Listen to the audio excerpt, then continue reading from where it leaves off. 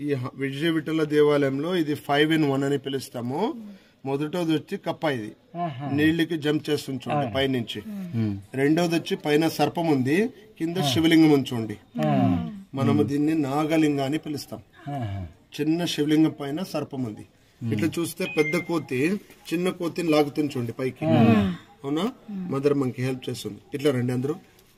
ఈ పక్కన చూస్తే హనుమంతుడు లంకకు పోతున్నట్లుంది. ఆంజనేయ స్వామి లెగ్స్, తోక, బాడీ. హనుమంతుడు లంకకి వెళ్తున్నాడు, వాయుపుత్రుడు కదా, కిష్కింద నుంచి లంకకు ప్రయాణం చేస్తున్నాడు. ఇట్లా రండి.